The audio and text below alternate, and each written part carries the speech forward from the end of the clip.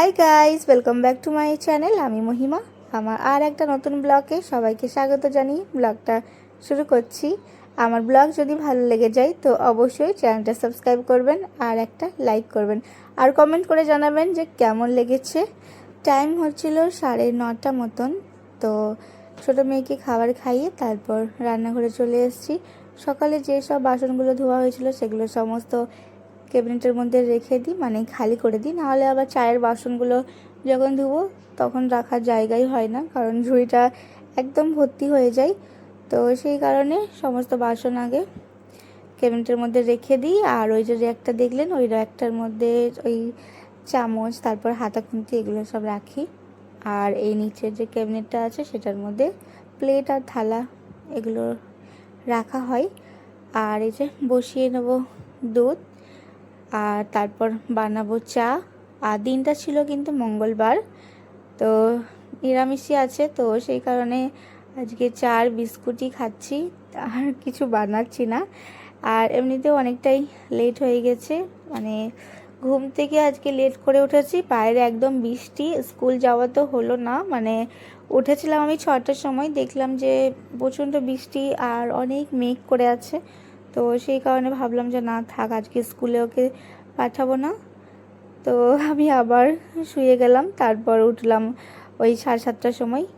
তো ব্যাস সেখানে চা আর বিস্কুট খেয়ে নিই, আর তারপর লেগে যাই আমি আমার সংসারের কিছু কাজের, যেগুলো খুবই ইম্পর্টেন্ট। সকাল সকালে এগুলো সব কমপ্লিট করতে হয়। যেমন ছিল আজকে বিছানার চাদর চেঞ্জ করা, কারণ ওই চাদরটা প্রায় 2 দিন মতন হয়ে গেছে। তো আমার চাদর ওই 2-3 দিন মতন চাদর হয়তো আমি রাখলাম, নাহলে ইচ্ছা করে না একদমই যে চাদরটা ইউজ করি বলে। তো সেই কারণে কাচার জন্য দিয়ে দিচ্ছি, আর বালিশের কভারগুলো সব পরিয়ে দিলাম, তারপর চাদরটাও পেরে নেবো। আর বাইরে তো বললাম যে বৃষ্টি বৃষ্টি, কাপড় জামা একদম শুকাচ্ছে না, কিন্তু কিচ্ছু করার নেই, তাও কাচতেই হবে, কারণ কাপড় জামা যেটা ডেলি যেটা হয় সেটাই হচ্ছে, আর এতটুকুনি কম হচ্ছে না, হয়তো ওর থেকেও বেশি হচ্ছে। এটাই হয়, কারণ আমার 2টো মেয়ে আছে। একটা মেয়ে তো বেসিনের মধ্যে যে ওই জল ঘাটে, এই জল ঘেটে ঘেটে সমস্ত জামা কাপড় মানে জমা করে রাখছে। আর বড় মেয়ে তো আলাদাই, ও তো টিউশন যাওয়ার জন্য একটা ড্রেস, ওইটাকে খুলে দেবে, তারপর স্কুল থেকে আসবে একটা ড্রেস, স্নান করবে একটা ড্রেস, তো ওইভাবে করে ওরও অনেকগুলো জামা কাপড় হয়। আর এই যে বিছানা চাদরটা পাড়া হয়ে গেছে, এবার ড্রেসিং টেবিলে চলে এলাম। আর এই যে রয়েছে একটা ফুলের যে পটটা, সেটা আমি মিশো থেকে কিনেছি। আমি বলেছিলাম একটা ব্লগে যে আমার ছোটো মেয়ে ওইদিকে একটা যে র্যাকটা আছে কর্নারটা, তো সেখানে ওই পুরী গেছিলাম, পুরী থেকে একটা টেম্পেল নিয়েছিলাম, টেম্পেলটা ভেঙে দিয়েছে, তো সেই কারণে ওই জায়গাটা খালি ছিল। তো এই যে মিশো থেকে এটা আমি অর্ডার করেছিলাম, এই ফ্লাওয়ার পটটা। তো ভাবছি যে ওইখানে দিয়েছিলাম, কিন্তু এতটা ভালো লাগছিল না, তো ভাবলাম এইখানের মধ্যে রেখে দিয়ে র্যাকটার উপরে, আর যেটা এই র্যাকটার উপরে রাখা ছিল তো সেটা দিয়ে দেবো ওই যে কর্নারটার মধ্যে। তো ব্যাস এগুলো সব পরিষ্কার করে নিই, কারণ এই জায়গাটা সত্যি খুব নোংরা হয়। আর এখন তো চুলের বর্ষাকাল, প্রচণ্ড চুল উঠছে, তো এই ফ্লাওয়ারগুলো চুল ছিল প্রচুর, তো আমি এক এক করে সব পরিষ্কার করে করে রেখে দিচ্ছি।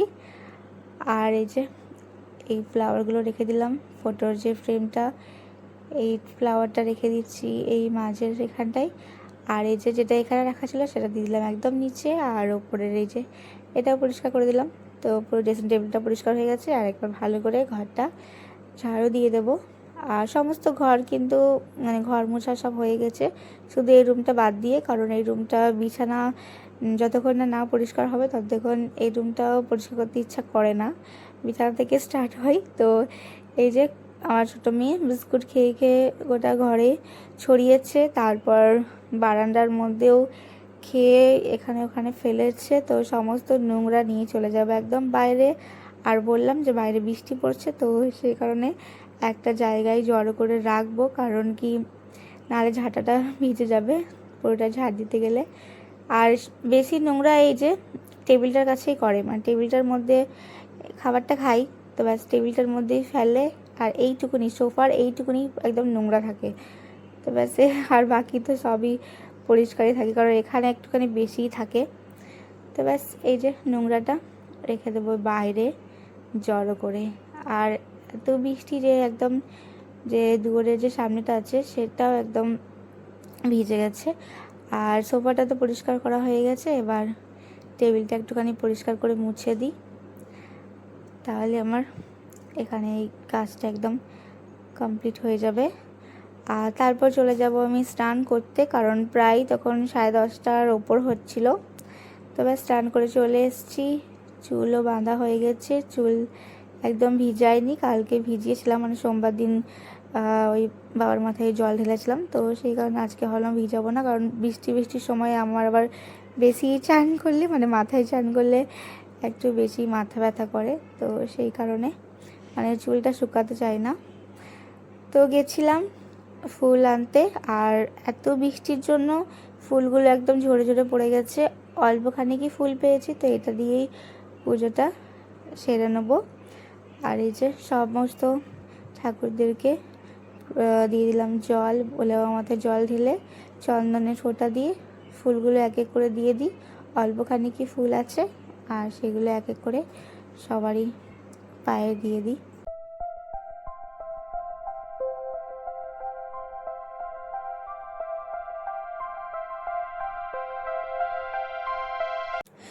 আমার কিন্তু পুজো করা একদম কমপ্লিট হয়ে গেছে, আর এখন যাব রান্নাঘরে, কারণ প্রচুর বেলা হচ্ছিল। প্রথমে তো বসে বসে ভাবছিলাম কি রান্না করব, আর সবজি তো রয়েছেই ফ্রিজে, কিন্তু সবজি খেতে ইচ্ছা করছিল না, সেই কারণে। আর একার জন্য ভালো লাগে না যে কিছু রান্না করব, তো এমন কিছু ভাবলাম যে রান্না করা যাক। তো আজকে রান্না বলতে না, মানে বানিয়েছিলাম আলু ভাজা ডাল ভাত। তো এটা আমার খুব ভালো লাগে, আলু ভাজা ডাল ভাত, একটুখানি ঘি দিলাম, হয় লেবু দিলাম, বা আলু সিদ্ধ ডাল ভাত, এগুলো ভালো লাগে ঘি দিয়ে। তো ভাবলাম আজকে এটাই খাওয়া যাক। আর সমস্ত মানে খাবার, ভালো ভালো খাবার একদিকে, আর এটা একদিকে, এটা আমাকে খুব ভালো লাগে, এমন মনে হয় যে অমৃত খাচ্ছি, এত সুন্দর লাগে। তো সেই কারণে ভাবলাম আজকে ডাল আর ভাত আর আলু ভাজা বানাবো, আর আমার মেয়েরাও খেয়ে নেয়, তো সেই কারণে। তো ব্যাস ভাতটা বসিয়ে দিয়েছি, ভাতের চালও দিয়ে দিয়েছি, এদিকটা দিয়ে দিলাম ডালটা ভালো করে ধুয়ে বসিয়ে দিচ্ছি। আর একটুখানি মানে বৃষ্টি থেমেছিল, তো এই যে জামা কাপড়গুলো আমি কেচেছিলাম সেগুলো মেলেছিলাম, আবার বৃষ্টি পড়ছে, তো ভাবলাম ছাতা নিয়ে তুলবো, কিন্তু অনেকটা বেশি টাইম হয়ে যাবে, তো সেই কারণে আমি চলে এসেছি একদম বিনা ছাতাতে, আর একদম ভিজেও গেছিলাম। তো ব্যাস এই জামা কাপড়গুলো নিয়ে এবার এখন চেয়ারের মধ্যে থাক, যদি বৃষ্টি বন্ধ হয় তাহলে আবার দেবো, নাহলে ঘরের মধ্যে মেলে দেবো। তো ব্যাস অনেকটা ভিজে গেছিলাম, নাইটি পরে আবার চলে এসেছি। তো এই ডালের মধ্যে নুন আর হলুদ দিয়ে দিলাম, আর ভাতটা ওই দিকটায় হচ্ছে, আর কেটে নেব আলু। তো ব্যাস আলুর এই যে ঝুড়িটা নিয়ে নিয়েছি, আর এই আমার মেয়ে চলে এসছে, কিছু আমি কাটাকুটি করলেও আমার কাছে থাকবেই, তো সেই কারণে আমি বেশি রান্নাঘরে কাটাকুটি করি না, ওই বারান্দার মধ্যেই কাটাকুটি করি। আর এই বসে বসে আমার সাথে অনেক গল্প করছিল, প্রচুর গল্প, বিভিন্ন রকমের গল্প করছিল। তো ব্যাস সেখানে আমি লম্বা লম্বা করে আলুগুলোকে একদম কাটবো, আর একটু মানে তেলের মধ্যে ভালো করে একটু মানে ফ্রাই করে নেবো, মানে ডিপ ফ্রাই করবো, কারণ ডিপ ফ্রাই আমার মেয়ের খুব পছন্দ, বড় মেয়ের, তো সেই কারণে। আর ডালটা হয়ে গেছিলো, ডালটা এই যে এই বাটির মধ্যে নামিয়ে ওর মধ্যে মানে কড়াইয়ের মধ্যে দিয়ে দেবো একটুখানি তেল আর একটুখানি জিরে, ব্যাস ডালটা ফোড়ন দেবো, আর লঙ্কা বা কিছু দিই না, কারণ আমার ছোটো মেয়ে খায়, সেই কারণে। তো ব্যাস ডালটা এখানে হয়ে গেছে, আর ওই দিকটায় ভাতটাও আমার হয়ে গেছিলো। তো ব্যাস এই যে আলুটাও ভালো করে ভেজে নিই, আর এই আমার খাবার সাজিয়ে নিয়েছি। তো চলো ব্লগটা আমি এখানে শেষ করলাম, ভালো লাগলে অবশ্যই চ্যানেলটা সাবস্ক্রাইব করবেন, দেখা হচ্ছে নেক্সট ব্লগ।